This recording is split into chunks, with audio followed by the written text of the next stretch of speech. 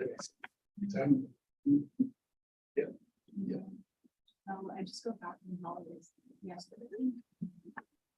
Oh.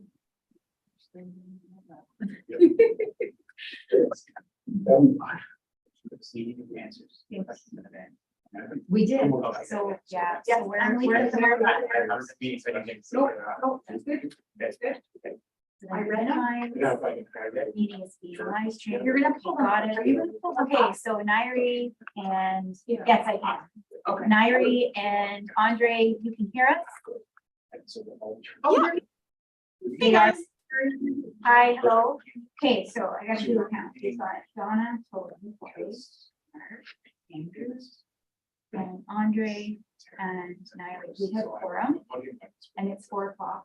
So Okay. you want Are we missing that's supposed to be here? Eric Wilson? No, you said he wasn't. Yeah, he's not. Everyone is here. Everyone Oh, who's supposed to Be be here here. is here, it's here. Okay, perfect.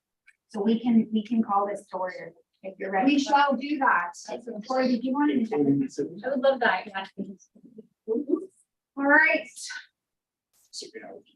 People, did I give you one? and we're live. I said please live. All right, let's call this meeting of the Environmental Sustainability Committee to order. It is 4:01 p.m. on Tuesday, July 18th. Thank you everyone for being here and thank you all for coming prepared to have a lively discussion today about a few things. Oh, Andre's in car. Anybody need a pen? Well, then, you don't see that very often. Whoa, I was like, I thought I was seeing things for a minute. Okay, it is my honor to acknowledge with respect that we are on Robinson Huron Treaty territory, and the land on which we are gathered is in the traditional territory of the Anishinaabe and known as the Watting. Watting is the home of Garden River First Nation, Batchewana First Nation, and the historic Sault Ste. Marie Métis Council. Next item on the agenda is adoption of the minutes from our last meeting. Could I have someone to move and to second the adoption of those minutes? Thank you, Tobin, and thank you, Mark. Any questions, concerns, additions, deletions, errors? Seeing none, all in favor of approval of those minutes? That is carried. Do we have Nairi? I don't. She is there. Oh, there, she's Yeah, underneath. she's at the I see bottom. that. Okay, no problem. Yeah. Awesome. Any declarations of pecuniary interest from anyone today on the items on our agenda? Seeing none, thank you.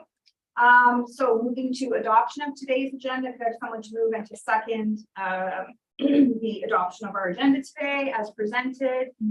Thank you, Andrew. Thank you, Tobin. Anything to add or any questions or concerns? Seeing none, all in favor of approval of today's agenda? That is carried. Thank you very much. Okay.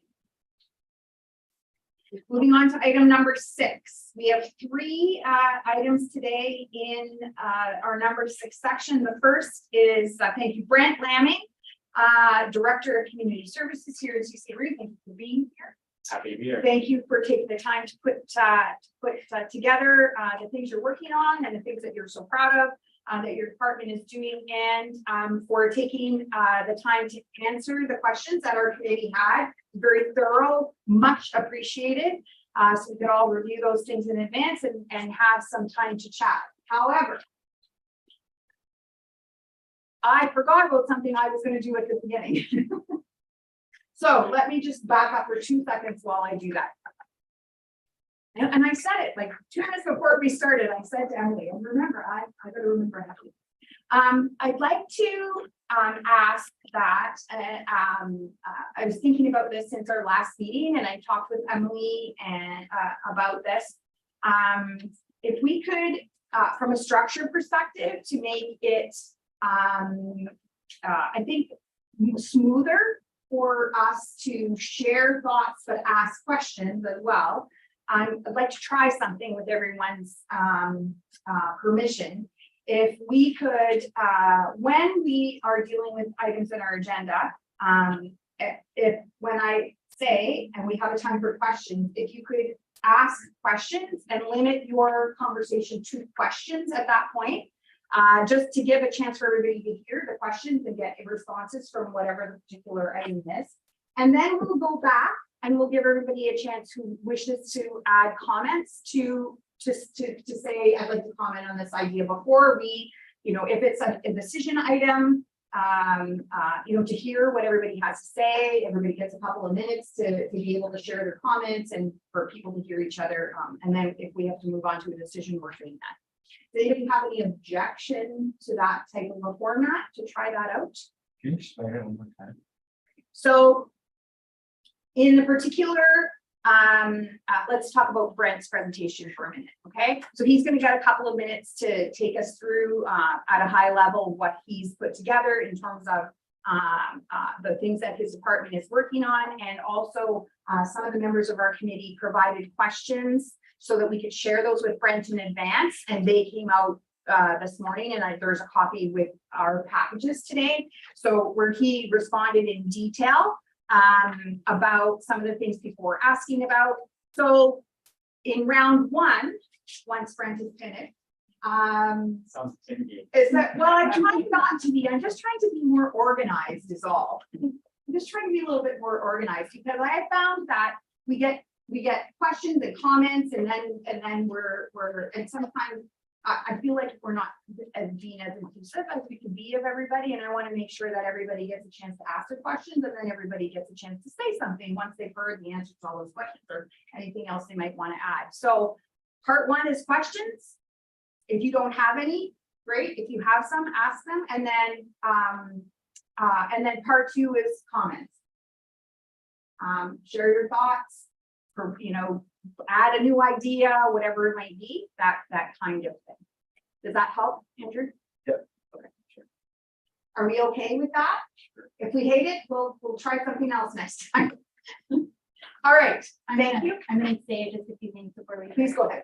Okay, thanks. So as you recall, we went through a prioritization exercise, and there were 3 projects that we identified that the committee would like to pursue this year. One of them was doing a city department climate action spotlight, and Brent will be the inaugural departmental spotlight for this initiative. And we'll continue that throughout the rest of the year so that the committee and the greater community can get a sense of what is the city of Sault Ste. Marie departments up to when it comes to environmental sustainability. The next item, which we'll talk about in the second part of this meeting, is the revision of the Green Fund.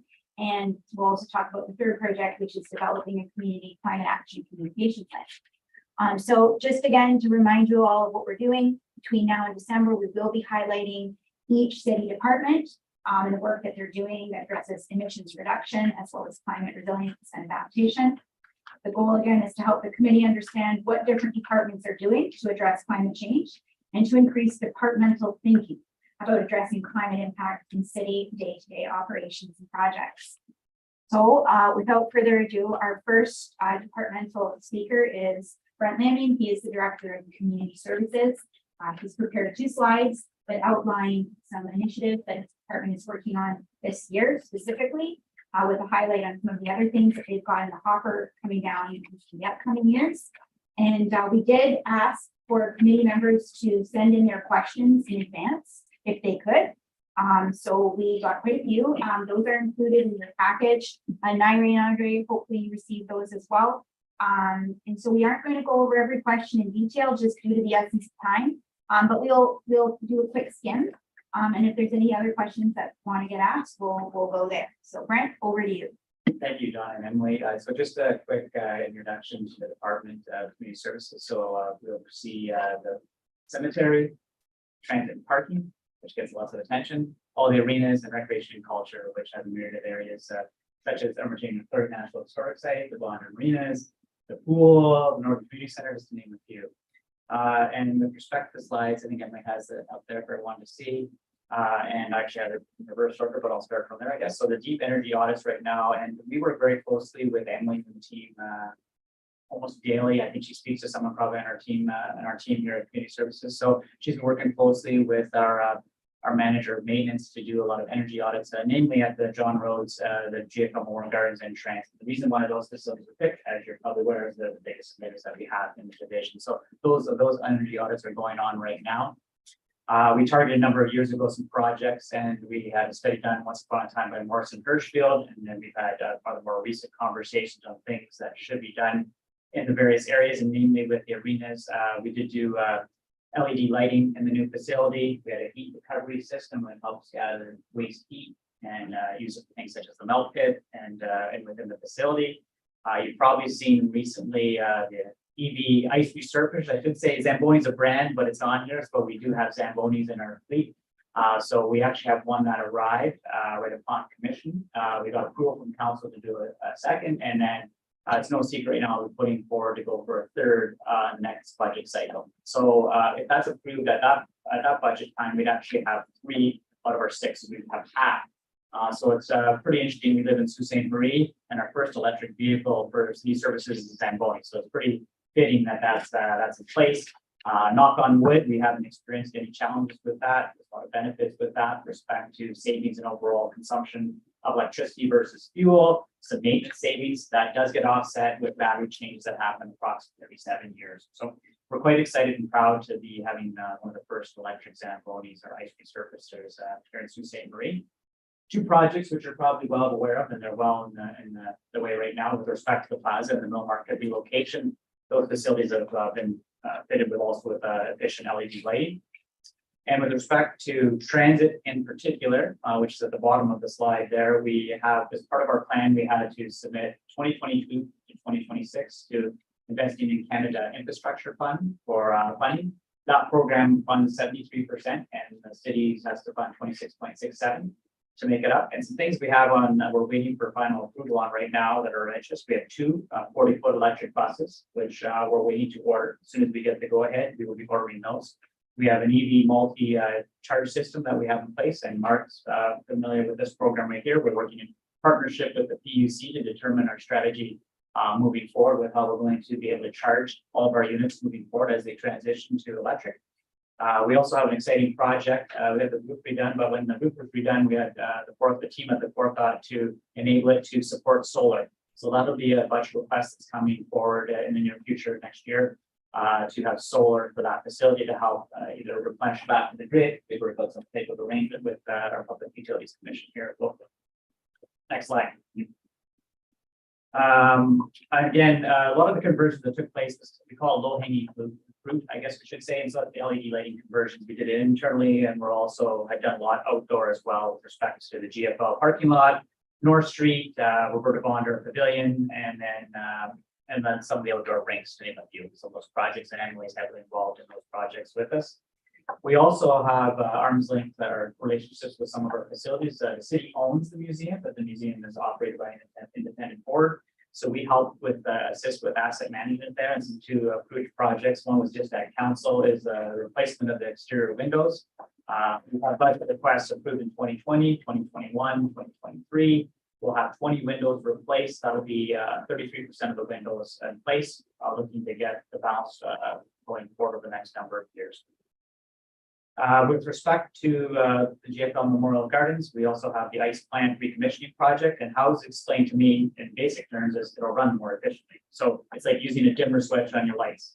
Jason was telling me this to explain to me in simple terms. It's basically when it's not required, the power is drawn down, and then it's ramped up. So basically, you're not running at full throttle. That's how they explained it to me, that project right there. So it runs in terms of more efficient fashion, and then you have your CO2 reduction.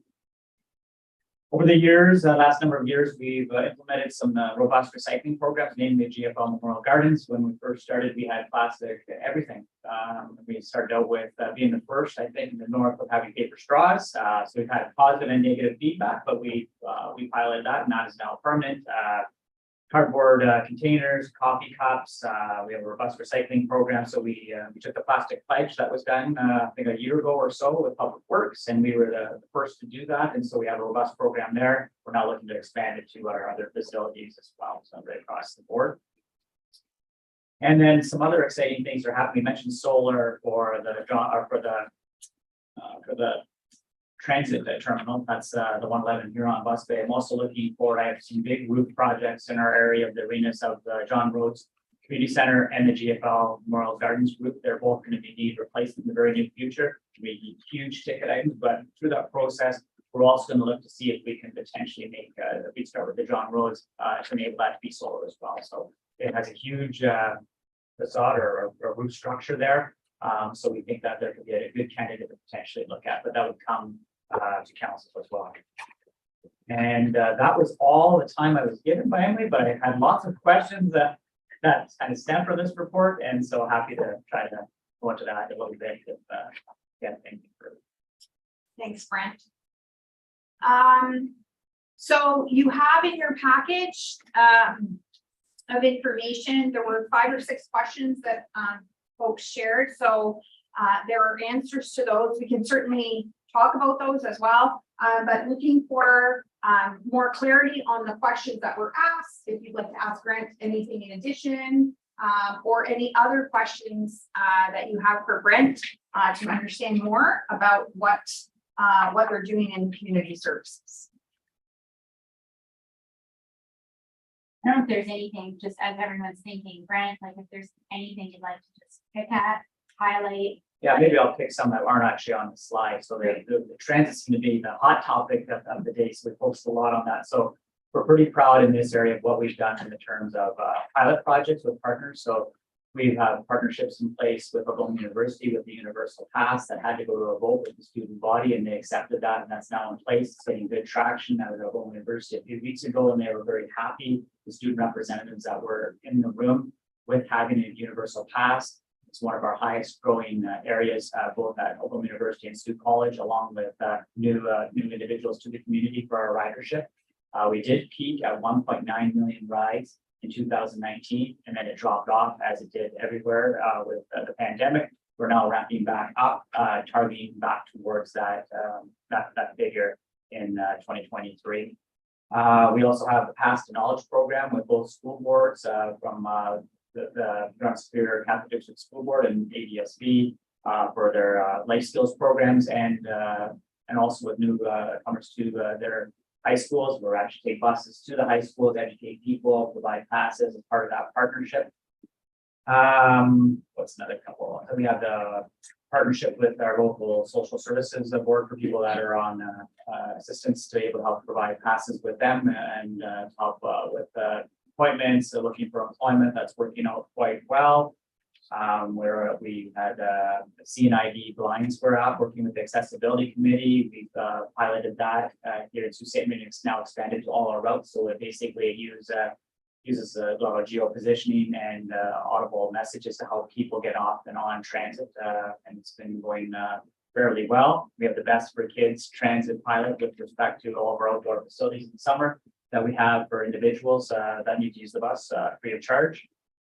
And mainly with we used to have one of the oldest fleets, and Dawn is well aware of this, heard many years ago, the average fleet age of 13 years, which was probably the oldest in the country. Now we're more around the 6-7 year range. So we're actually modernizing. We're not in the worst shape anymore as we once were. So this program of funding has really worked well. So from a transit perspective, we've also had the beach bus. We've had record ridership on that bus, allowing people that are in the downtown core. We're averaging 57 rides per day on the weekend right now. So that is really doing well. And the adventure bus in the fall. So those are some programs under transit. I also know that one other area was the parking and what can be done. And we have approximately 15 lots in the downtown core, which represents 1,700 spaces, and 368 are on street. We do have, I always get asked about utilization of the lots. And so it's a very hard thing to say because you could be anywhere from 25 to 65% average utilization in one of the lots, but then you'll have things such as a concert or a ground game where the lots are around to be 95%. So it's lots of points in time really have an impact on some of the lots. But there are lots that are underutilized compared to some that are utilized very heavily. But we do have ample parking in Sault Ste. Marie, and I know that was at the point that was raised. It's one of the questions. I think everything else was covered off mainly in the presentation. Bike racks were mentioned as well. And yes, we have those at most of our community centers right now, and I'm not aware of any that they're not at. So that's something that we have, and we I bike racks to every single one of our buses. I mean, Donna was one of those for that as well. So we have those on our buses and they're well buses. Thanks, Brent. So yeah, lots of really good questions. And we're gonna keep up with this, like if you have questions for future departments. I think it's good because some of this, you know, like Brent, you can remember numbers very well, but there's some numbers in here, so it's nice to have the time to just, you know, prepare. Donna, I don't know if you wanna give it another call out. I do, actually, does following, what Brent added, does anyone have additional questions, either on the questions that are there or anything new? I just have one question. Sure. But you want to do all the questions first, right? But you go ahead, Yeah, it's yeah. time for Just questions. making Sure. Because I think ramble on, you know. Do you control any of the land? All of it is, with respect to the buildings, this is what happens in the buildings, but do you control the land around the buildings and around the parking lots as well? Yes, so for example, at GFL Memorial Gardens, we own the building and the parking lot, so that this particular facility, yes. So most of our sites like that have the parking that's attached to the building, like the Northern Community Center, there's a new parking lot that's being built right there, actually, as we speak, it's being paved right now, so that's where we combine the soccer pitches, the senior center, and replace the meat park extension there. So in those regards, yes, and also with respect to the parking in downtown core, the city oversees that, so parking is one of the areas that falls under. Okay, and this follow-up question, so then is there any activity happening on the lands aside from the paving? I'm not sure which regard you're asking. On like trees or plants? It's a good question, absolutely, because we work closely with parks programs. I think I know where you're going with that. So we work for the community services area, does all the programming, and parks maintenance does all the maintenance. So we have 78 parks that we maintain yearly, which is a large number, but I'm not sure people don't always realize how many parks and green space that we have. So there's 78 parks that fall under public works. So Susan Hamilton Beach and Travis Reed, they oversee that area, but we work closely in conjunction with them and we revitalize parks. So you've I've seen Rosedale Park, we're in the process of revitalizing that, and Marinelli Park, and we usually have partners that help us out with those revitalization projects. And we're also have a plan to have so many done per year. And revitalizing in the sense. So a lot of times you'll see a park, it depends on which neighborhood it would be. So there's a lot of criteria. Is it a growing area where new families are coming? Is it walkable, a distance for a certain geographic area? Or is it more of a seniors area where you might need a park bench or do you need a playground? And so it depends on the area and the age of the infrastructure. TSSA, you have to have your slide and your playground equipment inspected. So it really depends on which park and how it's used. And we're also in charge of all of the big areas like Stratford, North Street, Elliott Park, Manzo, which is having a new splash pad. So a lot of the programming and building infrastructure, we're involved with that. I'd just like to follow up. So the revitalization strategy, like what's going to get revitalized? Is there like a plan that was established to do that? And were there attributes within the plan of what was defined as revitalization? It's a great question because we have our Parks and Recreation Master Plan that guides our decisions on that. So we have that plan. We're actually in the process right now of refreshing that plan right now. And then that'll set us forward in our path to go forward. But we do have our parks based on the criteria of age of infrastructure, demographics in the neighborhood, walkability, and what we target, which need to be placed. And we also balance that, try to make sure we balance it across the community. So we're not doing all the parks in one area, right? But we make sure that we have it spread out. And then we have special requests that come forward. That's happening with Anna Marinelli and with Rosedale. Want us coming forward with Rosedale, so we have funding for one of these park. So if something comes forward, Yeah. it's like a gift, right? So we try to partner and help out with that regard. So as part of the Parks and Rec Master Plan refresh, if you will, are you consulting with other stakeholders within the community? I think this committee would be a great one to consider adding to your list, just for some insights about, you know, what you consider as an attribute as part of revitalization. It's like you're at my meeting most recently. All we had was a kickoff meeting, so that was actually who we're going to target to consult with. So yes, we're more than happy to consult with the Environmental Sustainability Committee, accessibility committee, the general public. There was a number of groups that I don't know. So I'd love to chat to this. yeah, no, for sure. I make sure via the committee here, we can make sure that list. So We'll make it happen. there's myself and Virginia McLeod and Steve Zupa that are on that committee right now. So we're just starting that consultation. So if you put it on the radar there, we'll make sure that the Yeah. committee's consulted. We're actually looking for people to consult, so our group, so that's great. We've done that. We did that for the active transportation master plan. This committee was formally consulted, so we'll be in touch, Brent. Makes a lot of sense for Yeah. parks and recreation. and stuff, Absolutely. yeah, for sure. Anyone else? There's a chat. Question? Uh, Oh, Andre, okay, okay, so he's just gonna listen and okay. we'll follow. Thank you, Andre. Thanks, Andre. Sorry about that. The acoustics are challenging. Okay, so other questions? I have a couple. So did you go ahead? Lauren? I'm No, sorry. no, you go, ahead. You never get to ask. I always get that question. Okay, thanks for your presentation. Do you have a downtown parking strategy? That's another thing that's under development right now with our planning department. So they're actually looking at part of the plan of the whole downtown strategy. The parking has been included in that. So there's some optimization going on right now with respect to utilization of parking lots. Cool. And so that is part of that plan. Cool, and then as part of that, has there been any conversation, I guess, first about like, green stormwater infrastructure within the parking lots themselves and sort of greening the lots? And then so you can answer that. Okay. If you like.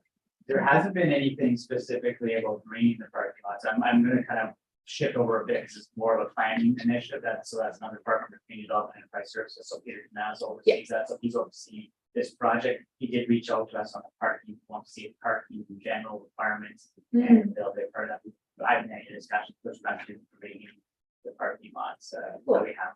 Yeah, I mean, it might be interesting to think about in terms of like permeable pavers and sort of the capital assets of the parking lot, which I think would probably fall under your wheelhouse, but that's interesting. And then as part of that strategy, has there been any thoughts about like transportation demand management? Give me an example, what you mean. In terms of thinking more holistically about, okay, so you have the parking lots and the parking, but how do we think about reducing the use of single occupancy vehicles in the downtown, thinking about transit, thinking about cycling. It's a sort of bigger term for taking a broader approach and not necessarily thinking in terms of like parking as a silo, I guess. What I can state is on the transit mandate is ridership. Our goal is always to grow transit ridership with different groups. And so that's what we try to do with all partnerships, with respect to youth. And I missed one important project or one that's a seniors active living project that will go to council next month, with respect to having more seniors engaged as well, taking transit. Because there's a couple initiatives there where some of the seniors are having challenges, they don't have cars anymore, they actually have to walk. And so we're looking at partnership with the Seniors Active Living Center to actually allow that. Almost the same educational program that may or may not have ever used transit in the past, but being able to use that and how they can access the program. So what the next council meeting is on there for the seniors to address that.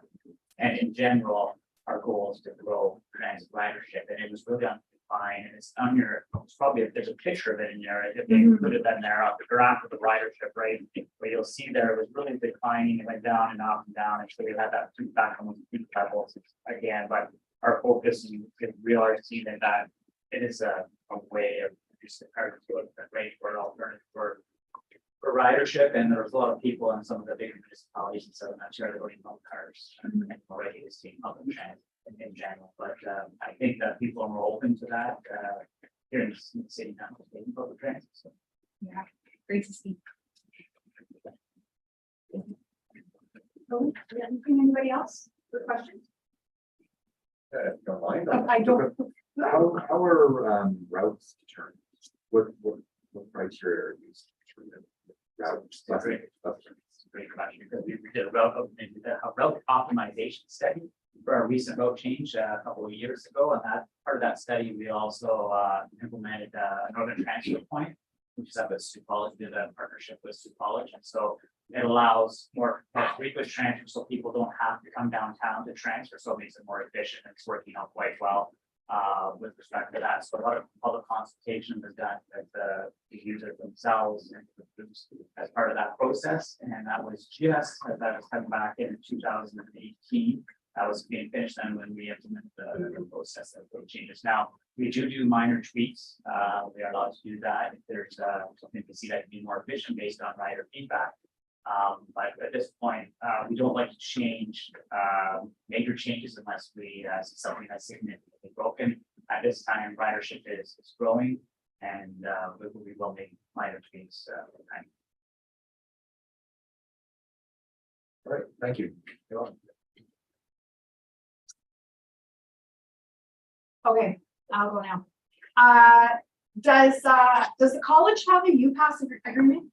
We've been working with the Sioux College, met with them numerous times on the UPass. We did keep them apprised of what was happening for Oklahoma University, so we meet with a few individuals there. Their semester and their voting process is a different time frame than Oklahoma University. So we've left it, they wanted to see how Oklahoma University's UPass program was performing, and then they're going to revisit it and bring it back to their potentially their student body. The student union, right? Passed Yeah, it. for sure. They have to vote on it to make it eligible to pass. Okay, and when might they look at doing that? Do you know? Well, they'll probably get some of the feedback now that the school year is done. They'll probably revisit with the college probably in the fall. They want to see how the ridership's increased and what the any positive or negative feedback from Oklahoma University. And then we're going to reach out to them and see if they want to put it on their card for voting next time they have an election. Okay. It might have been in your report, Emily, that you did in January, but what, we know that transit is the largest emitter of greenhouse gas emissions. Transportation, my apologies. Transportation is the largest emitter of greenhouse gas emissions from the city, the corporation of the city. And can you speak to where we're at in terms of what the goals were, what has been accomplished or not accomplished, and what's the plan to pick things up and to be accomplished where you want to get? Yeah, I can speak to transit. I'm not sure Public Works with respect to graders and dump truck or garbage trucks and things like that. I can speak to the transit vehicles, but with respect to that, we're on target for our commitments because we did 2022, 2023. We got that approved through council, and then we did the 2022 to 2026. So we have a plan all the way to 2026 to electrify the fleet. So we want to be half by then. We are seeing a lag from the ISTEP program, the Invest in Canada Infrastructure Program on approval. So we're waiting for 2 years worth of 2022 and 2023 budget items to hear back on that. So we can't order until we hear that. So we're finding there's a lag time, but we do have all those other submissions in place. So it's just council has to approve them every year now for 2024, 25, 26, but we have a ramped up strategy for electrifying the fleet. So we're waiting for the funds. And will that get you to the goal for the reductions in GHGs on transit's part? I would say that we're doing our part. Emily would have to speak to this, but I think with respect to some of the things we're doing, projects with adding in electric Zambonis, electric transit vehicles, LED lighting conversions, solar panels, I would guess that community services is doing our part or more, but I'll let Emily speak to that. Okay, so we do have a corporate target for emissions reduction, short term and long term. Short term target is 10% by 2030, and long term is net zero by 2050. When we updated council with our corporate emissions inventory at the January meeting, our emissions have actually gone up 10% from 2022 consumption. So it will be very interesting to see once we get these buses on the road. Absolutely, there will be a decrease in our consumption of fossil fuels, diesel and gasoline. But we don't have department specific targets. Our targets are corporate wide. So we have now passed a resolution that on an annual basis, we will be updating our corporate emissions inventory. So we will be monitoring that very closely. And we look at every asset, we look at all of the fuel consumption from every single department. So gasoline and diesel. So we will be able to track and monitor that on a go forward basis. And will there be targets by the department? We currently don't have targets by department. We have a corporate wide target across corporation. Certainly, open to consideration for something like that. Okay, thanks. Anyone with comments or other ideas to share with Brent? So I have one, and one comment. Go ahead. Just one, sure, but, you guys did, you mentioned the 70 parts. Do they do any, measure of, carbon sequestration based on the trees? That is one question I cannot answer, so I I will can pass see. that over to Emily. I can speak to that. So we currently do not have an urban tree, our corporate, like within the municipal boundary, we do not have an urban tree inventory of all of the trees, as well as a natural assets inventory within our municipality. I actually had a meeting this week with an organization that I'm in talks with to do something like that with other municipalities in Northern Ontario. It is on the to-do list. It's an action in our emissions reduction plan to develop that baseline so we can understand what not only is the carbon sequestration of our current green space, where are there gaps? So we can, I map out our canopy, where do we have some holes, if you will, where we could certainly plant more trees. But no, we currently do not have that, but it is part of our plan. And we are always looking for funding for those kind of initiatives, for sure. One thing, if I may add, is on, and you're probably more well aware, but probably came from this committee, is the climate impact statement that we have now on our council reports. And so we work closely, everything, if we even think it may or may not be impacted, we do that and we run it by Emily on every project. So make sure we have that lens that we're not forgetting something, because there were some council reports we didn't think had an impact and she came back and it did. So we are trying to make sure that we're shading the shift in the mind thinking in the department to make sure that that's a piece that we don't forget. You have some comments, Andrew? Couple minutes. Just, what, based on the measures that are currently, I understand the comments about reducing greenhouse gases. But I think coming back to some previous comments in the previous meeting, that's not always an accurate measure of carbon reductions. Because, if you read what Andre signed about battery production and their minerals that are required for them, and sometimes electric vehicles aren't always a solution. So I think we have to have a broader scope in terms of how we measure. But we're getting to that signal in the next couple of things that are related to changes. I currently, I said this before, we currently focus on scope 2 emissions. So we report on, emissions from energy that we purchase and we use. So electricity, natural gas, diesel, and gasoline. I have initiated dialogue about scope 1 and scope 3 emissions. Certainly room for improvement on that regard. The conversation has been started. Our current emission reduction reporting method or emission reporting methodology mandates scope 2. It doesn't mandate scope 1 and 3. There are other accords, other protocols that municipalities use that do that.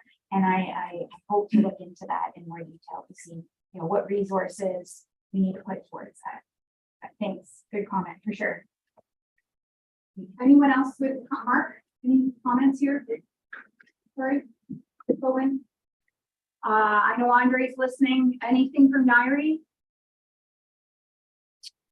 Okay. Nope, nothing from me. Thanks. Thank you, Nairi. Thanks, Brent. Thank you. Thanks for having me. Keep up the battle. Keep up the battle. good fight. Yeah, Stay focused, have targets. For sure. Blow them out of the water. That's what we hope to do. As Emily stated, a lot of this has been implemented. So hopefully we'll see the impact in the next couple of years of some of this. So thanks for having me. Thanks, Brent. Yeah. You're cool. Thank you. Okay, So we're moving on to the review of the Green Initiatives Fund.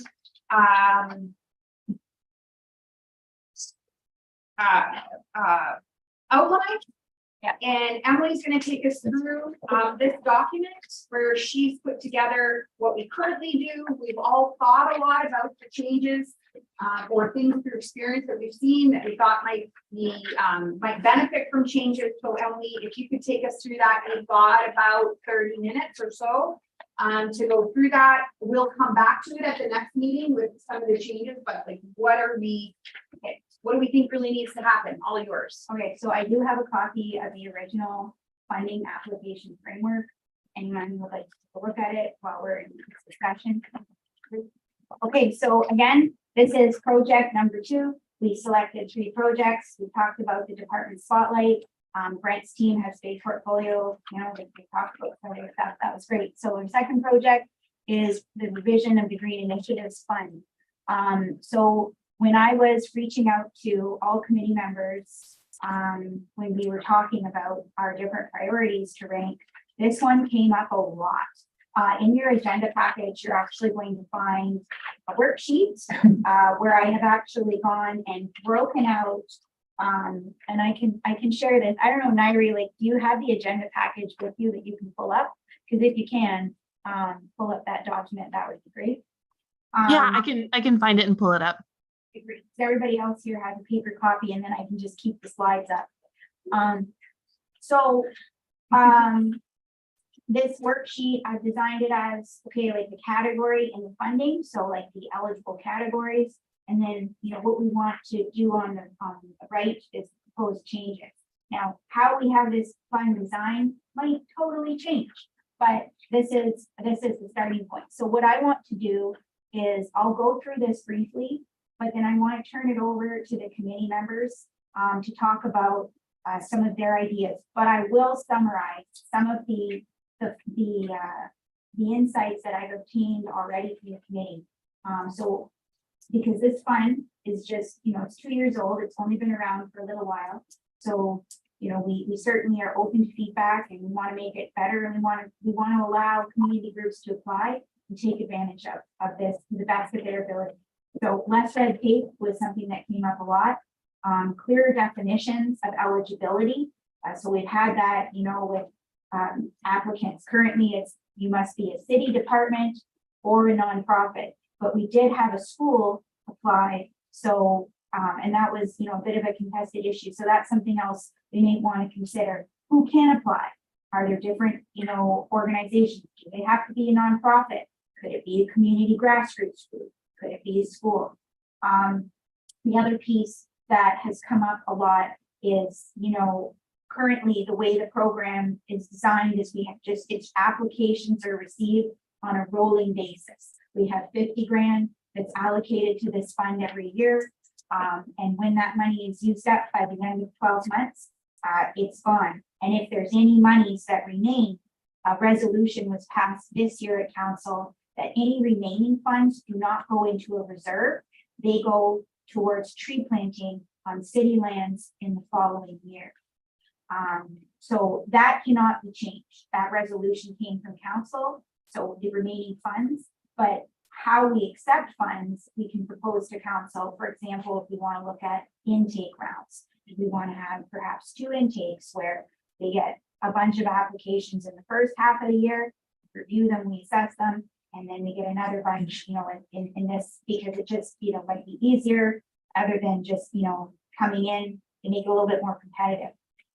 The other piece is I have an internal spreadsheet that I use when I'm working with applicants in the development of an application. And I work with them and I review before I bring it to the committee. But there has been feedback about establishing something like that for each application that comes in for committee members. So these are just things to, you know, I'm throwing out into your ESC universe to consider. So with that, I'm going to go over each section and you know, briefly discuss it, but then we'll open it up for everybody to give their 2 cents. And as Donna said, the plan is I'm going to take your feedback today, bring it back to our next meeting, and see what it looks like moving forward. Sound good? Okay. So right now we have 6 categories for applications. When the fund was first established, We only had 3. The fund would Sorry to Yeah. interrupt you. I have like a pre-attribute question. go for it. Like administratively, Yeah, how does the money get distributed? Like, do they provide the receipts after and then you send them a check? yeah, good Okay. question. So, all applicants need to, we give them the green light to go ahead and buy whatever it is. Then they have to submit the invoice, receipts, what have you, plus proof of payment. So, picture of check or their bank statement, everything else blacked out. Then they also have to provide us with a detailed transaction list that outlines every single cost that they incurred for that project. And if they are a nonprofit, there is a certain amount of the HST that they get back, so they have to denote that. And then we review it, and that goes to finance, and finance has some check. Okay, thanks. And then my second administrative question is, how is the fund promoted right now? Like, Good aside question. from going to council? Good question. So when the fund launched in 2021, the fund was promoted in a press release. It was promoted in social media posts by the municipality. There was a bump for social media posts that year. But I also went and banged on every single nonprofit store within the municipal boundary of Sault Ste. Marie and did my best to work with them. We have a lot, but we have a finite amount, and that was at the time where the fund only had 3 categories, which was emission reduction, water quality, and energy efficiency.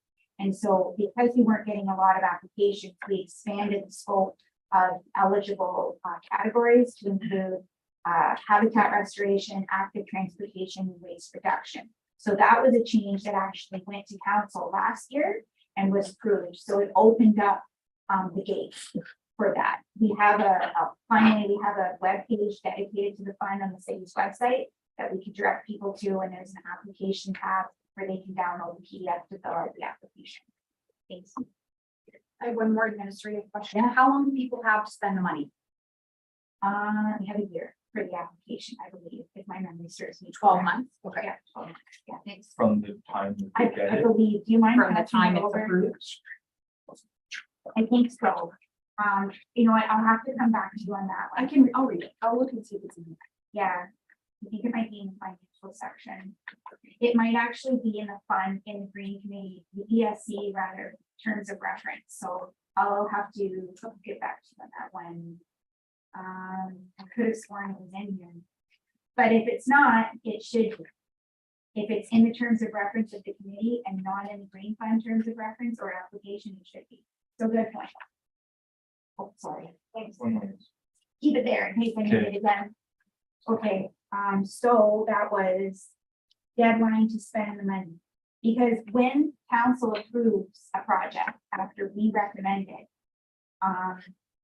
it's there, it's, it's allocated towards that. So, but until they spend it, like we should, if you don't spend it, let's open it up for somebody else.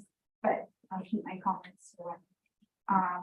So with that, I'm happy to go through this one by one, very quickly. Just again, I've gone over the 6 categories about, and as I always do, I know these meetings are fast paced. So if you have other thoughts that arise after the fact, shoot me an email. So right now for eligibility categories, we have 6. Emission reduction, we give examples to just help applicants, start thinking about what could that mean. And I work with every single applicant. I review the applications. So there's a lot of back and forth on that. Water quality, energy efficiency, habitat restoration, active transportation, and waste reduction. As I said, we did revise that in 2022, but it's on the table again for categories. Applicant eligible. Can we Yeah. stop after each one? Sure. So we can keep Sure. our thoughts. Okay. Is that okay? Yeah. So we're on 1. Yep. And 1.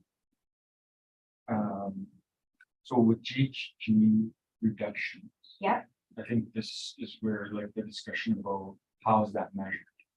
In the application right now for GHG reduction, there is a box where they can put in the estimate Yes. of emissions reduction. All right, so like, are we trying to change the evaluation criteria? It's all on the table. Okay, That's what this is. So an evaluate, currently, we don't have like a matrix or a scoring matrix Right. that the committee utilizes. Right. I have my own as Yes. staff that I utilize internally. But it's on the table to perhaps establish one. To make the scoring of these applications more fair and transparent, I think. well, yeah, I mean, there's definitely a need for probably some kind of scoring criteria, and this is what a country can do. But how that's determined needs to be fleshed out. Okay, Because you say, okay, I'm gonna get an electric vehicle and now I'm not gonna have any fuel consumption.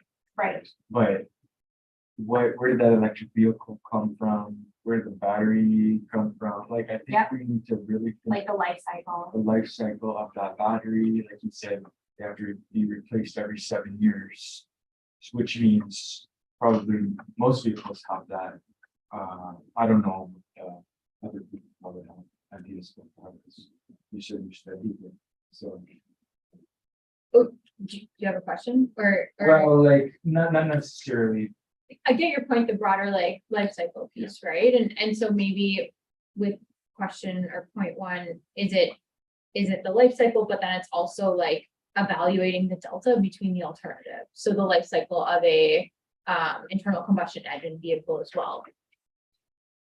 So I think to add to that, if we're not measuring scope 1 and 3 in the overall, then I don't know if we should be adding scope 1 and 3 to the evaluation criteria of this. So I think until we start to, as a city, I guess part of the city targets, if we expand it to scope 1 and 3, then I think we can add it, but I think adding it to this criteria is then going to add a significant amount of administration work to, and I will point at Emily's plate.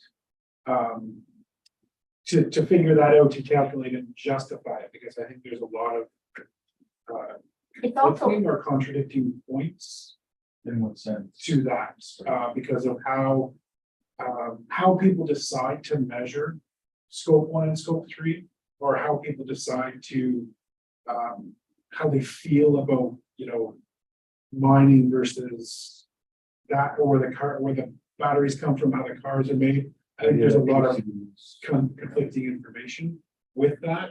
So I think if we start to go down that road to expand or broaden that scope to a much broader level 1 and levels, or scope 1 and scope 3, I think we might be getting outside or significant amount of work that's going to need to be done for every single project, because we target EVs, but we could sit and target, tree planting or all that stuff and have that same lens. Then I think we start to put a lot of work on us that do we really need to, and that's my only concern, is that we go down that route or down that road. Unnecessarily, I wouldn't say unnecessarily, but before the city does as a whole, I think.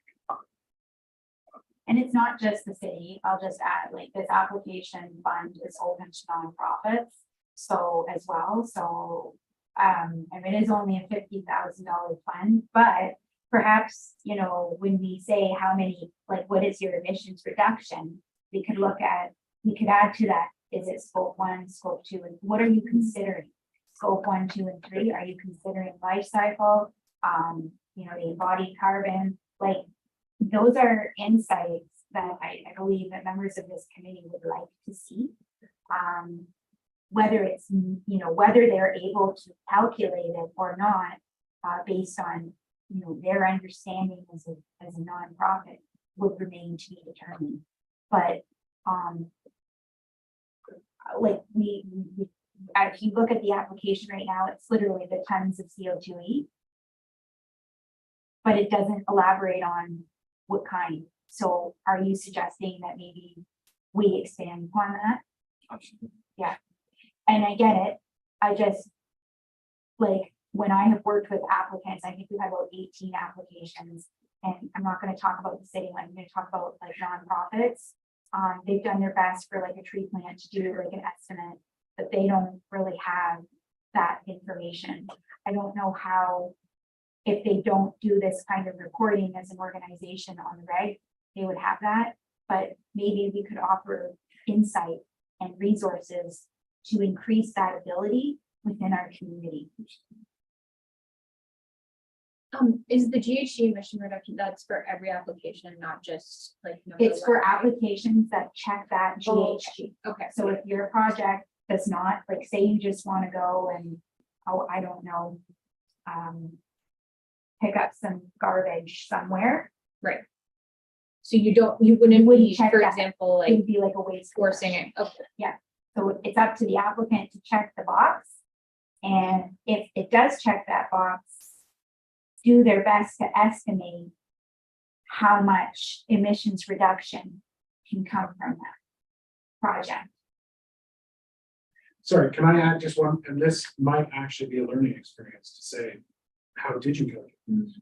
And if we get a lot of, if the applications come back with a lot of variance and difference, maybe then that's an opportunity to teach and show people and explain people how, how you could calculate it, or how it's properly calculated, or, turn it into a learning opportunity for the applicants or things like that, so that they understand a little bit more about it and fully grasp, what they're trying to calculate, or why they're trying to calculate it, and why it's important to include certain things in it, instead of missing out on, possibly some major points or some major sources of, where the carbon could be coming from. It could be a learning opportunity, I think.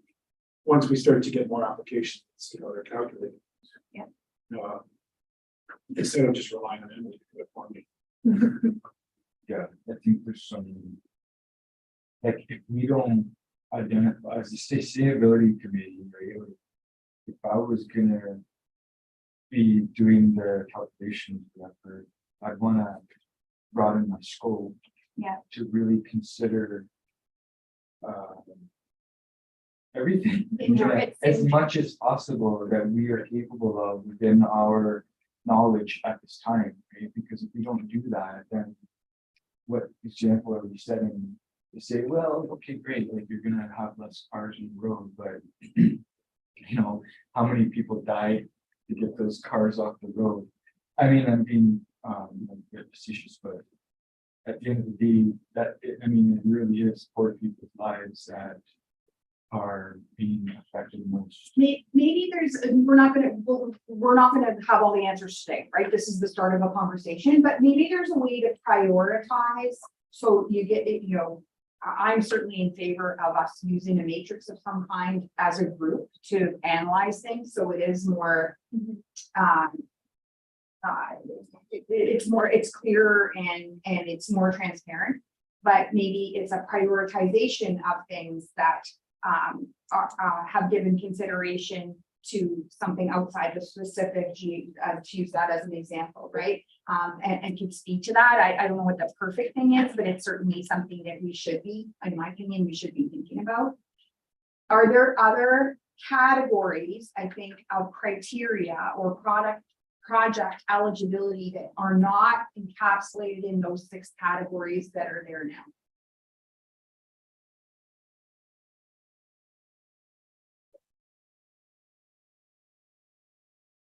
Think of anything?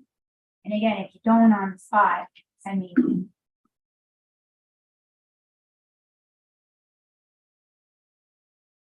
So we're gonna move on, just again, the nature of this. You know what isn't here, and I don't know if it should be, but there's nothing here that speaks to like education or kids, but more so education, right? So if a person wanted to, I think I just answered my own question as I say this out loud, but if a person wanted to undertake, which we've had before, we've had applications that have done this. Yep. Taken the one I heard them talking about it, the pole, the plant, Himalayan balsam. the Himalayan balsam, right? So that was a 2-pronged undertaking. One was to remove the invasive species, but the other was to educate people on what is Himalayan balsam and what to do if you see it and so on. And so should it have its own category, or does it in itself tie back to one of those categories automatically? I think it's a good point. I'll just share some context. When the fund was being established, we were looking for projects like, you know, that would have, not that education doesn't have an impact, but we wanted it to certainly, you know, like, be it a litter plant, be it a tree plant, like more of like an actual action. Like, no, and I'm not saying that education isn't ideal. I wonder though, when we look at the other attributes of the applications, the environmental, community benefit. And community benefit, there's questions like, does it complement other local initiatives, anticipated impact on the community as a whole from your planned project? Perhaps that might be like add a question to the application. How when we're talking about the impact, like expand upon that, because the educational piece is huge. That works. Is it not its own section, but more of a foundational piece to each one of these? Is it? It's like you get bonus points if not only are you undertaking an initiative, but you're actually undertaking some type of program for people to learn. Like a good example is the previous, forget, I mean, I don't have the right word in my mind, but where they're doing, they're catching the. Oh, the leader trap? Yeah. Yeah. I reminded. Because I thought that was really interesting, and I think other people find it interesting, but beyond doing the work, just creating how many people learned about that project citywide, like at Rotary, it would have been cool. This, like, I think we should be. So that's a good piece to bring forward for the communication strategy, because you're right, like, also Tori, like, how are we advertising the fund? We should do that more. We should promote, and a lot, like, I know that the Innovation Center has a press release that's going out about the Lead a Trap project. They're going to be doing some social media, they're making a video, like that was actually part of their project plan. And the city will of course share that. We've shared the posts from the Invasive Species Center, Himalayan Balsam Full project as well on our socials. So I think that maybe like adding a communication piece, like, how are you going to communicate this project? Is it one and done? Do you have a plan? Like, because when it comes to funding, and this is kind of the world according to me, it's like training wheels, right? Like you want to get to funding, but ideally you want stuff to continue on its own. Not always the case when it comes to nonprofits, of course. But like, you know, what are you doing to, you know, make sure this isn't just a dusty book on a shelf, like, you know? So I see the point. I think that there would be value in adding a communication section, or incorporating that even into community benefits or communication, education, and awareness. It could be something. Okay, anything else on the eligibility? Right. Carry on.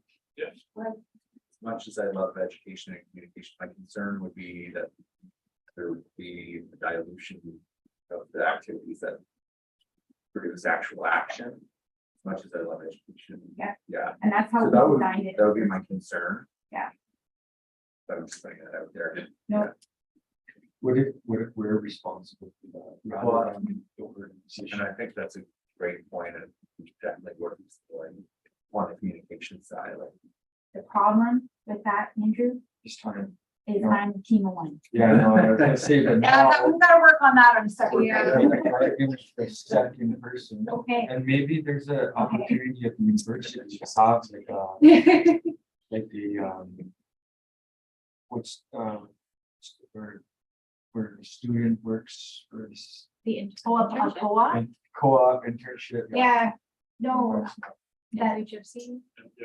intern, yeah. That's great.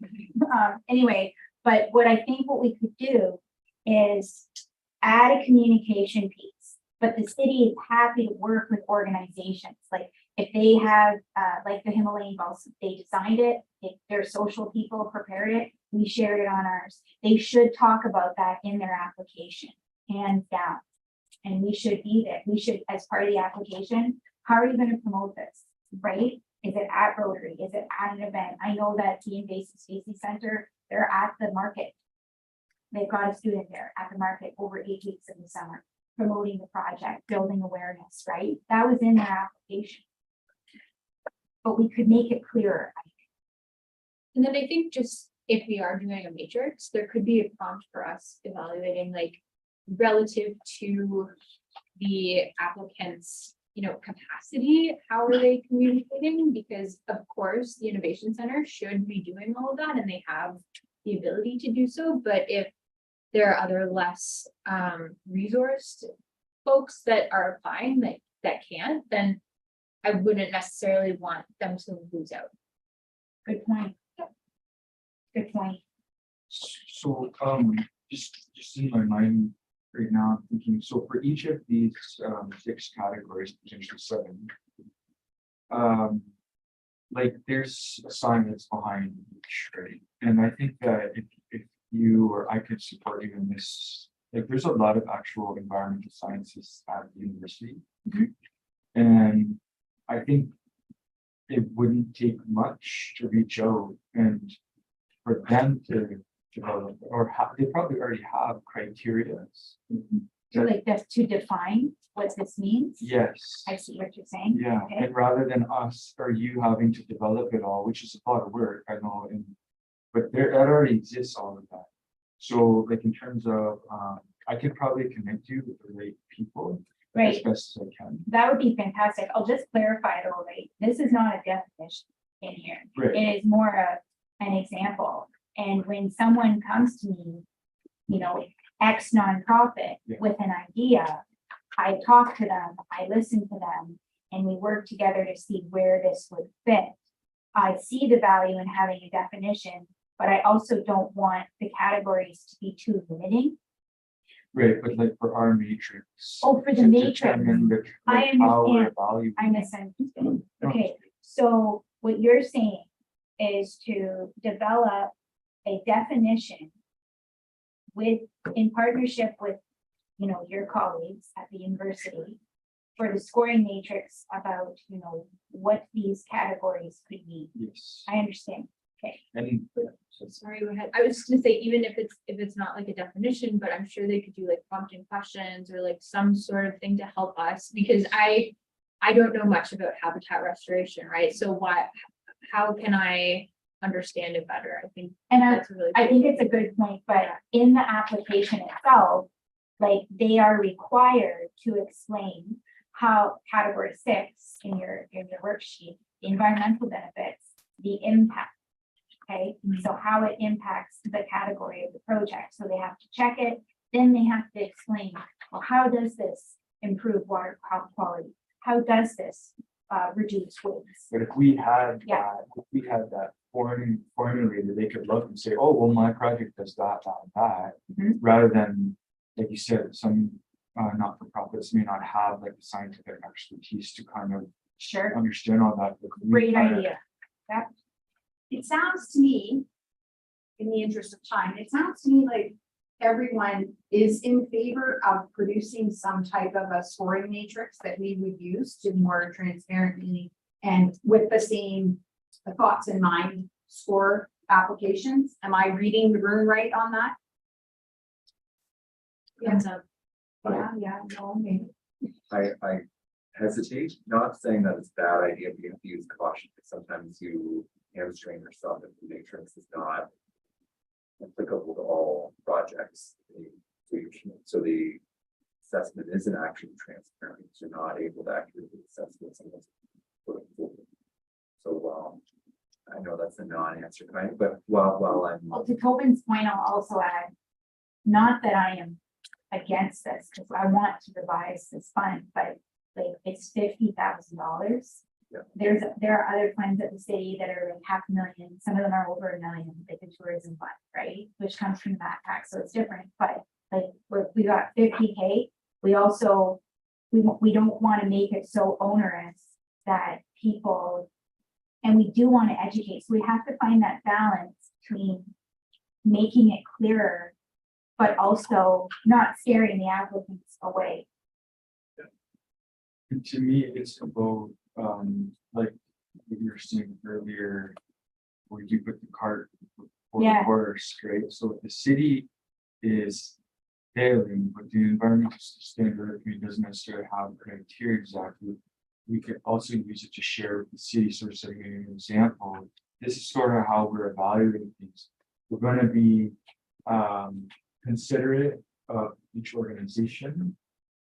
But here's now like some of the science behind these areas that, you know, when people like Brent come in, he could say, oh, like I'm actually meaning these things Right. even more specifically than It helps, and I think it would not be limiting, like this is an example, but if they, and what I try to encourage applicants, like the Invasive Species Center, who have now applied to us twice, once last year, once this year, if you give me the science, I think we should put a bit more onus on the applicants as well to say, hey, like, how is this? And like, their application, they cited journal articles, they had facts that they were backing up behind why doing this pull would improve habitat, et cetera, et cetera.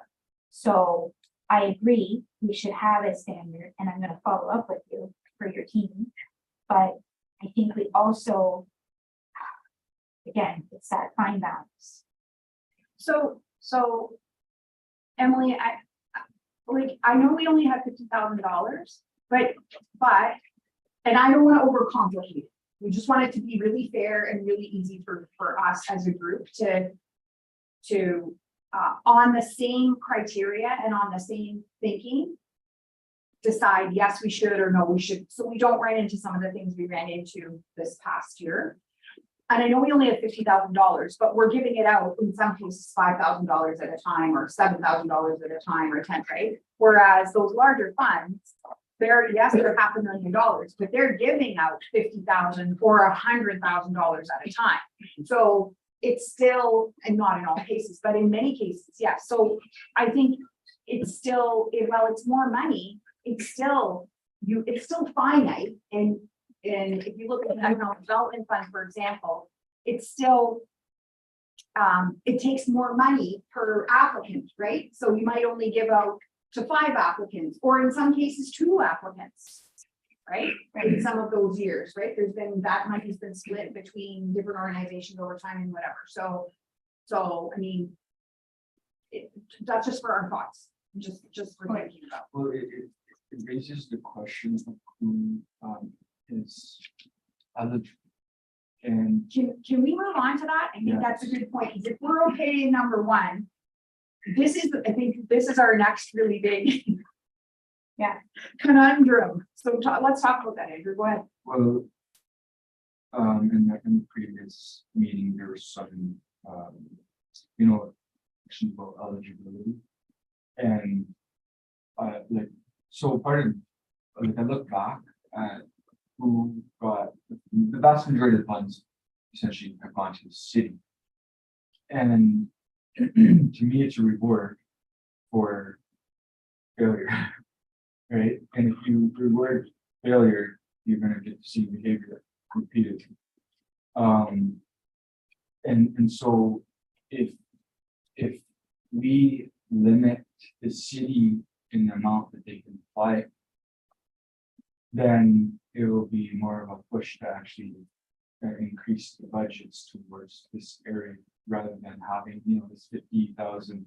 Like we just gave $17,000, which is, 40% approximately of the budget to put a thing on the wall that charges a card that doesn't exist. So, I mean, I'm sorry, I'm being dark, but if we say, okay, the city can only apply for 20% of this fund, and then it's, the possibility they can say, well, where are we gonna get this other money for this thing that we need? Would it be helpful, Emily, do you think, to speak to the response that we got from the CAO to our letter. I don't know if we're gonna be able to come up with, how to do that, if it stays the same or if it gets reduced or whatever, but we did hear a positive response from the letter that was sent, and maybe it might be a good time to share that with everybody. So like. The other piece, in addition to these 3 projects, the committee ranked 3 short-term and 3 long-term priorities. And we developed those, we put those into a letter and we sent that to the CAO from Donna, all and the committee.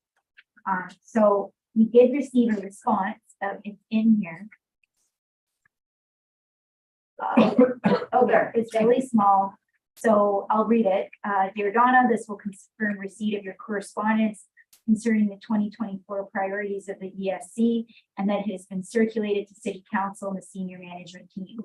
This information will be used not only for the 2024 budget deliberations, which will be held in early December, but will also be considered in the development of Council's new strategic plan. The information will be very useful for both processes. But Donna, you did respond to him and said, okay, look forward to seeing what you do, basically. So it's a short email, but I think it's a poignant email.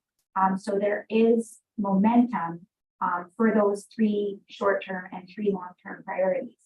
Then I'm very curious to see, how that pans out. When we had our discussions, when we were developing those priorities, the strategic plan came up as this is the tool that the city uses to do everything. So if we can get climate in there, that's a good thing. But yeah, just back to the eligibility, I think we're not going to get through this all today, but we do have another meeting on August 1st, and we'll just continue the conversation there. But what I'd like to do is, if you're okay with it, Donna, just high level say, like, here's what we're considering. And if you guys can kind of send me your responses, then I can populate these fields and we can have a bigger discussion about that at our August 1 meeting.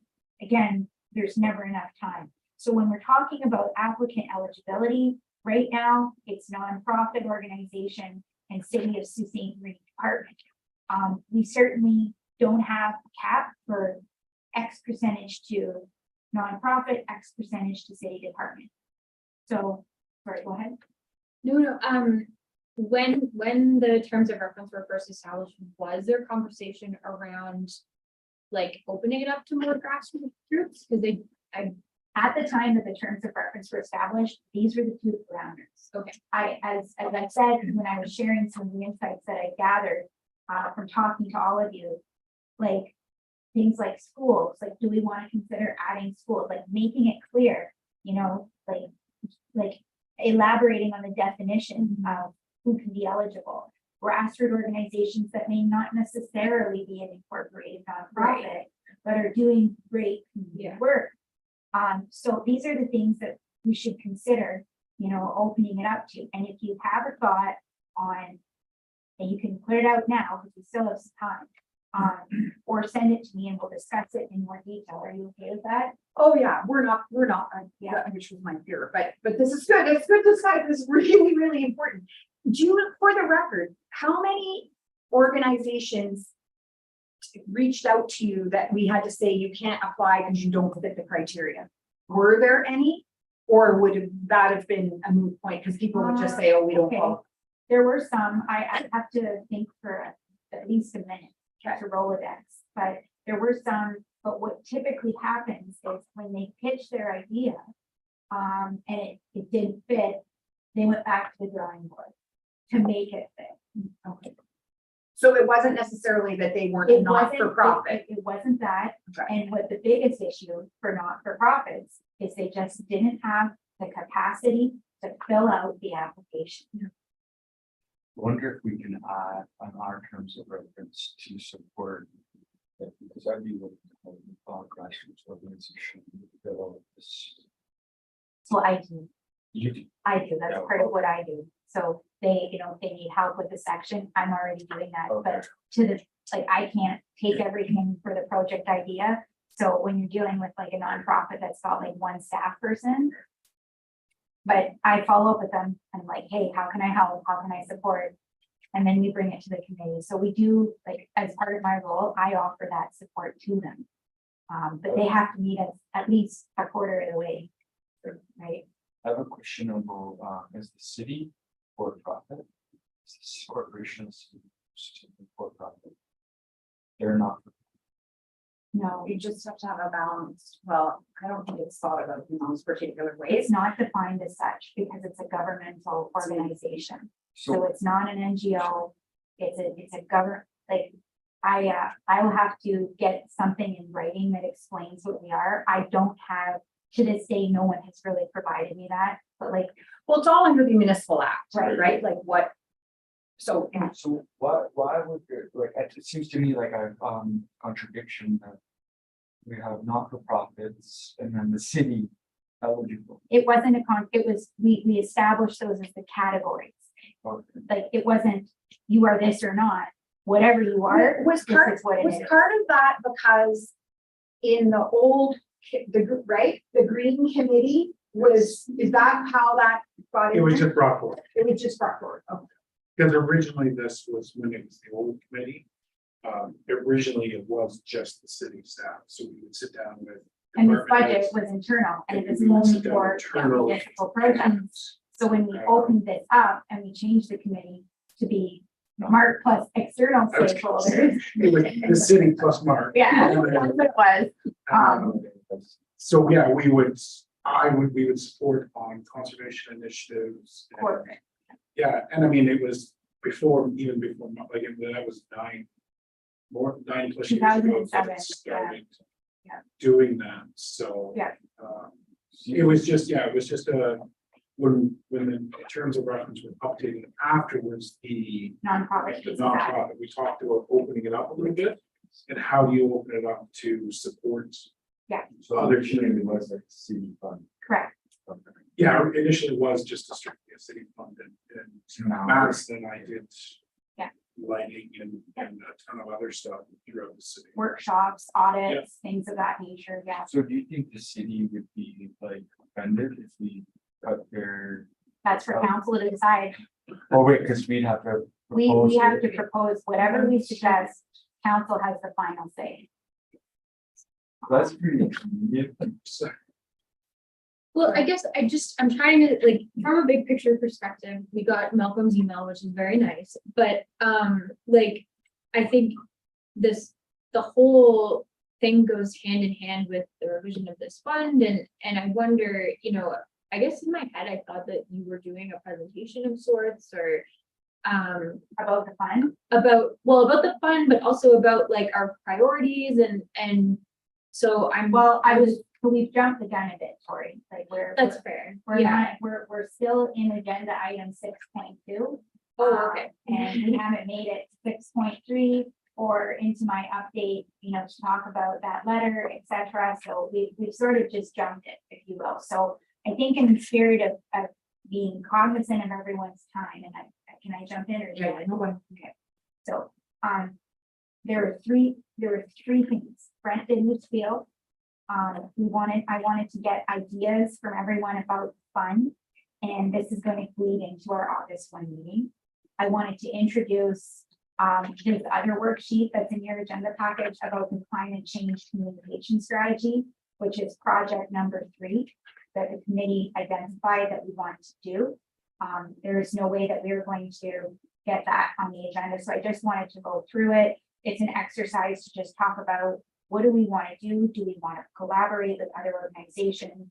Do we want to look at online, offline? Do we want to provide tips? Do we want to provide awareness? So that was part of that. And then, I wanted to highlight some of the work that has actually already been done from a communication standpoint, climate change communication piece. Emily, it looks like Nairi might have a question. Sort of. Go ahead, Nairi.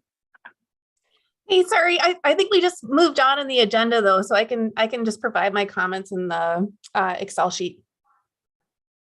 Like in the worksheet. Yeah, I was just going to talk about the eligibility piece and emphasizing collaboration, partnership, not just single groups applying. And anyways, I can just add that in the Excel sheet. That's okay. No, well, in the spreadsheet though, Nairi, there is a component and the spreadsheet, this worksheet is broken down the way the grant application is, and there is a section for contributing partners. And when I rank applications, I rank, make sure that they are working with others, like case in point, the Lita Trap project. The Innovation Center has partnered with the library. They're going to do a book campaign about water, books about water. You know, like they're not just working standalone. So I think it's important that we actually all take a moment to review the fund, how it's currently designed in more detail. But certainly that contributing partner piece is very important, Irene. So thanks for bringing that up. Yeah. So go ahead. Just one other quick comment. I think that kind of aligned with what a few other people were saying about the city applying for funding. I wonder if it's like this was probably, I'm going to guess, I'm going to assume, and you can correct me, like this fund was to start getting the city, you know, thinking about climate change and how, you know, they could get a little bit of extra money to make some changes, but maybe now, and maybe we're not at the point, but maybe now we could be at the point where it's just mainstreamed into the overall budget planning. And then the focus could be on, you know, those external organizations applying for the funding and maybe in partnership with the city as well. But anyways, that was just another comment. Great. Maybe each organization has to have a connection to a city. Somehow. But I just wanted to go back to two just really quickly in terms of applicant eligibility, because a couple of people had mentioned the grassroots. And I think that when you have only a formal organization eligible to apply, it does limit others who might have great ideas and the potential to make change. Like I wanted to apply, for example, before I became part of this committee, not that I don't want to now, but I you know, I couldn't really because I didn't have the right Affiliation. but I've done other projects where, you know, anyways. Yeah. So Expansion. yeah, like maybe Beyond. grassroots or indigenous organizations, or but then I think we have to have like a criteria for what those look like. That shouldn't be too hard to. So it sounds like we need to do more thinking about whether the city should or should not be able to access this fund for anything. There seems to be very different thoughts around the table. It sounds like we think we should expand it to organizations that are just not-for-profits. Which would include, you know, perhaps like the school organization that we had or things like that, which to me didn't fit in the criteria, but it was determined that it did, and that was great. And I got to go drive by the school and see that because Emily was telling us earlier how amazing it was. How much, what in light of the fact that there's always too much to talk about and not enough time, how do you want to finish Well, up? We're What's gonna- meeting again, like we had to bump this meeting due to quorum issues from early July to now. So we're just gonna stop where we are and continue the conversation at the next meeting. We'll open this up.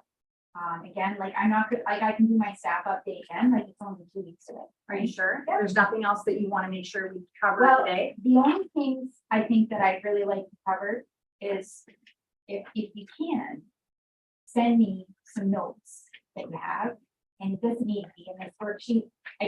I'm visual, so I like to look at things this way, but it could be some bullets. On this one particularly. Both, actually, we're gonna try to do both, at the next meeting. Because, you know, August is upon us. Is it possible to set this stuff into like a Google Drive or a Google, Yeah, we don't. You don't do it? I don't think the rules would allow us to do that, okay, actually, Andrew. So if you send me an email, We can communicate I can with amalgamate. Emily, she can put that into, but because of the structure, we're not allowed to have a document out there, and that's considered to be, what's the word I'm We looking are for? transitioning to SharePoint, so like we are transitioning to Office 365, so I can. I'll get confirmation. I will see if I can create a team, like a Microsoft team that we can all collaborate in with the document. I don't just know feel if like we that can. might be considered, but you find out those. I will rules. That find might that out. be considered furthering in the agenda without any public. True enough. Oh, you're right. You're That's right. the that's. the Thanks for point. the reminder. Yeah, we can't. Okay. Yeah. But I like, forgot. This is the committee of council. when I Yes. see this. Yes.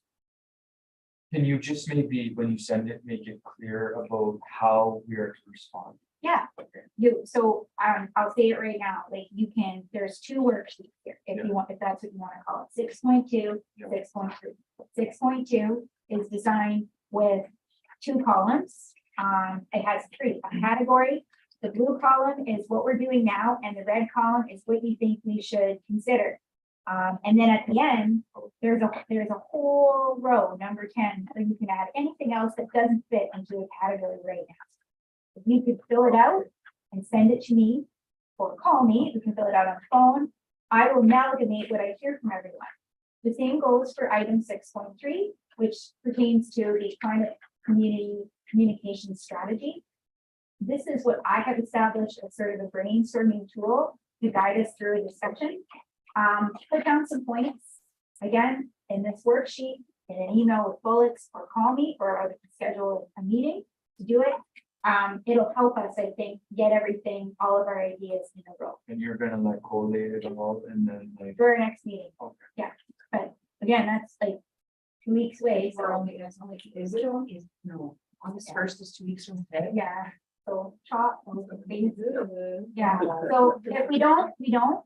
I mean, this is a volunteer committee, you have lives, you have jobs, but if you can, that's great. And we'll just continue this until we wrap it up.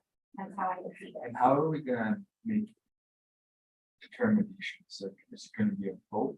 Or is it gonna be like here's all the things we all recommend now?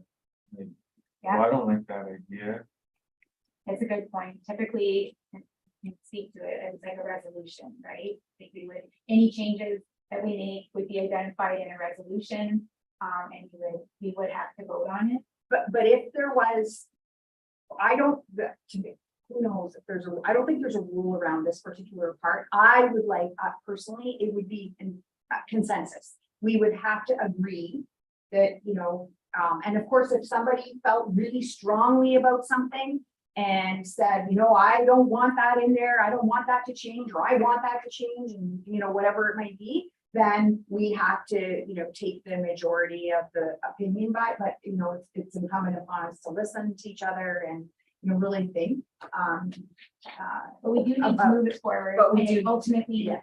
council makes the decision. And so if there's anything that I can do, is that this is, we have a process that we have to follow as a committee of council. Anything that we propose ultimately can be vetoed by council. And we are trying to make this easier for applicants, but also more clear for us as evaluators. So I think, and the format of the current application does align with other funds from the city's community development fund. There's an arts and culture fund, like they all have their own ways of, but they're similar, but everyone has their own application process. Our fund is quite small, so it's also, I think, important to bear that in mind as how robust we go into this. But like, you're on this committee, you're going to make your recommendations. Council has this committee set up because they want those recommendations. So that's how it's supposed to work. So with that, I don't know if you want to disclose where we're at. If you've I've never had a meeting where we weren't able to get through the agenda before. But I think we can just say pause. And we'll pick up August 1. That's what we're going to say. Can I ask a quick yes or no question? Because Do you know if the other city funds, the departments of the city are eligible for the application for them? Okay, so if I could apply. No, I don't know. I don't know 100%. I believe so. Some. I don't think that the city, so the only other one I know more intimately about is the arts and culture. Arts and culture, something, I forget what it's called, fund. I do not believe that the city can apply to that. You have to be a cultural organization or undertaking a cultural initiative or project or whatever. But that's a good question. I'll find That's a out. good question. For us to understand. Good idea, you know. Okay, so we need to. Yes, I need, mover and seconder to, adjourn our meeting for today and to pick up where we left off with the new agenda on, August 1st at 4 o'clock. Andrew moves, Mark seconds. Thank you very much. All in favor? Thank you. Thank you. Very much.